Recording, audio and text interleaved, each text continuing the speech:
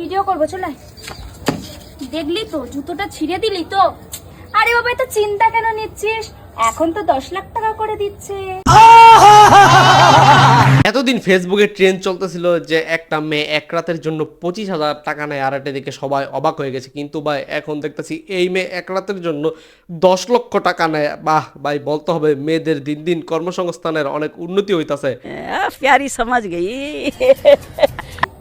ও হ্যাঁ, তুই তো ঠিক বলিস। হ্যাঁ চল, এর থেকেও ব্র্যান্ডেড জুতো পেয়ে যাবে। একদম চল। শুধু জোতা না, এইভাবে যদি প্রতি রাতে কাজ করতে থাকেন তাহলে আপনাদের আর কাজই করা লাগবে না, সারা জীবন বৈশা খেতে পারবেন। বাট আমরা প্রচন্ড ঘামছি, প্রচন্ড গরম। খেলাধুলার পরে তো ঘামাবেন আপু, এটাই স্বাভাবিক। আর এত যেহেতু আপনি ঘামান, তাহলে খেলাধুলা জঙ্গলে না করে হোটেলে গিয়ে করেন। মিনিমাম 7 থেকে 8টা মতো টেক নিতে পেরেছি। বাহ, 7-8 টেক নেন। মানে আপু আপনার সাথে হয়তো যে খেলে সেই প্লেয়ারটা অনেক শক্ত, খেলার আগে কলিকাতা হারবাল খেয়ে নেয়।